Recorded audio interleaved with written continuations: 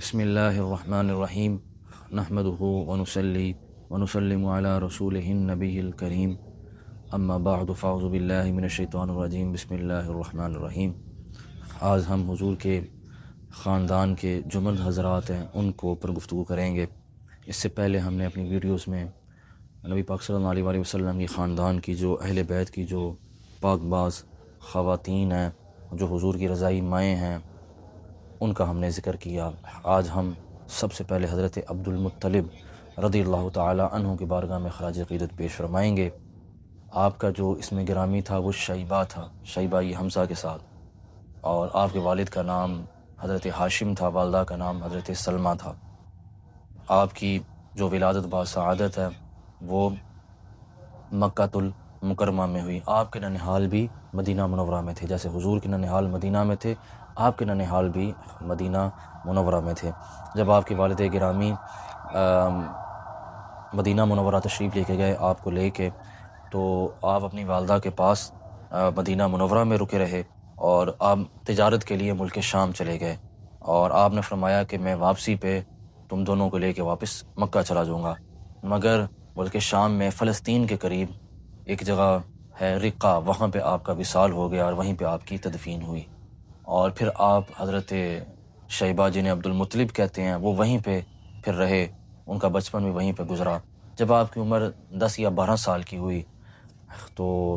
آپ کے چچا، ان کا نام تھا مطلب، جو حضرت ہاشم کے چھوٹے بھائی تھے، انہوں نے دیکھا، وہ بھی مدینہ سے گزر رہے تھے تجارتی قافلے کو لے کے، کہ انہوں نے دیکھا کہ کچھ لڑکے نشانہ بازی کر رہے ہیں، یعنی نشانے لگا رہے ہیں، اور کسی کا نشانہ نہیں لگ رہا، مگر جب یہ ایک بچہ نشانہ لگاتا ہے، وہ دور سے بھی لگاتا ہے تو اس کا نشانہ لگ جاتا ہے۔ تو آپ نے دیکھا کہ یہ نشانہ تو مکہ کے ہی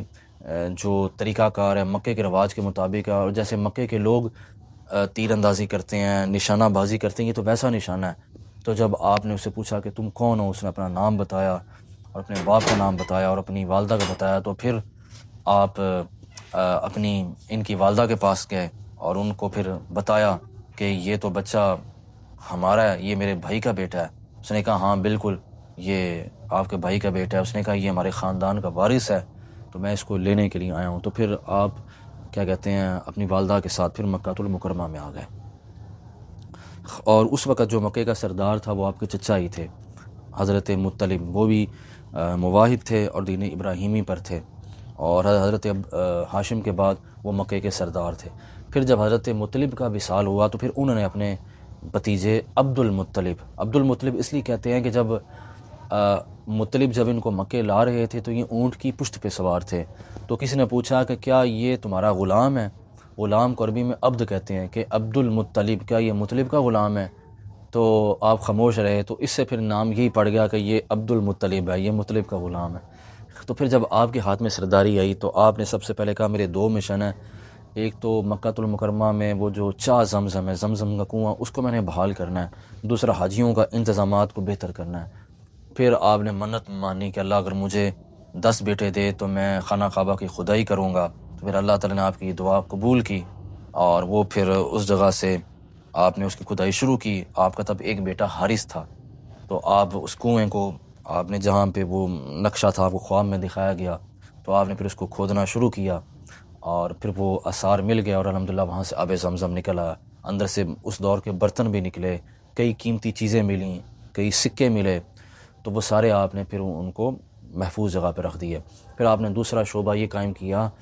کہ حاجیوں کو کھانا کھلانا، پانی پلانا، سقایا رفادہ، یہ آپ نے شروع کیا کہ اس میں حاجیوں کو پانی پلایا جاتا، ان کو کھانا کھلایا جاتا، ان کی ضروریات کو پورا کیا جاتا، تو یہ سارے معاملات آپ خود کرتے۔ اللہ نے آپ کو 10 بیٹے دیے، جس میں سے اکثر ایسے ہیں کہ جو اعلان نبوت سے پہلے ہی فوت ہو گئے، اس لیے تاریخ ان پہ خاموش ہے، اور 3 اسلام لائے، حضرت ابو طالب، حضرت حمزہ، حضرت عباس، اور ایک جو تھا ابو لہب وہ نہ لایا اور وہ کافر ہو گیا۔ یعنی اعلان نبوت سے پہلے 6 وصال کر چکے تھے، 4 زندہ تھے، 4 میں سے 3 اسلام لے آئے اور ایک نہ لایا۔ حضرت عبد المطلب رضی اللہ عنہ، آپ حضرت عبداللہ سے بڑا پیار کرتے، پھر آپ نے ان کی شادی مدینہ میں اپنے ہی خاندان بنو نجار کی ایک لڑکی کے ساتھ کی، جن کا نام پھر سیدہ آمنہ ہوا، اور انہی سے وطن سے حضور پاک کی ولادت ہوئی۔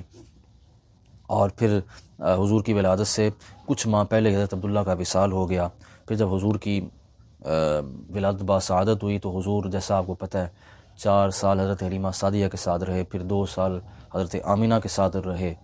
پھر حضرت عبدالمطلب کی معیت میں آپ 2 سال رہے، مگر دادا جان کا بھی جلد وصال ہو گیا اور پھر دادا جان نے حضرت ابو طالب کو سپرد کیا۔ یہ آخری نقطہ ملاحظہ فرمائیں کہ تب باقی بھی بیٹے زندہ تھے، حضرت حمزہ تھے، حضرت عباس تھے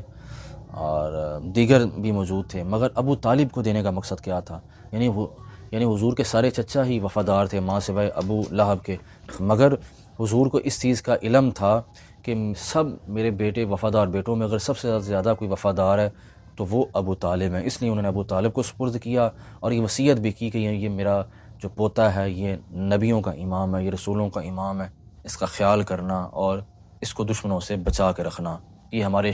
خاندان کی بھی شان ہے اور یہ پوری دنیا کا وقار بلند کرے گا۔ تو پھر جب آپ کی عمر 8 سال کی تھی تو حضرت عبدالمطلب کی طبیعت ناساز ہوئی کیونکہ آپ بوڑھے بھی ہو چکے تھے، اور اس طرح آپ کا وصال ہوا اور بہت بڑا جنازہ آپ کا ہوا اور جنت المعلیٰ میں حجون کے نزدیک آپ کو دفن کیا گیا۔ آج بھی وہاں پہ ان کے مزار کے قبر کے نزدیک ایک درخت ہے چھوٹے قد کا، وہ نشانی کے طور پہ ہے کہ یہاں پہ آپ کی قبر مبارک ہے۔ وہ سننے میں آتا ہے کہ وہ حضور کے دور کا ہی وہ درخت ہے، تو وہ آج بھی وہاں پہ قائم ہے۔ تو اللہ تعالی ہمیں حضور کے خاندان کی عزت اور توقیر کرنے کی توفیق عطا فرمائے۔ وما علینا الا البلاغ المبین۔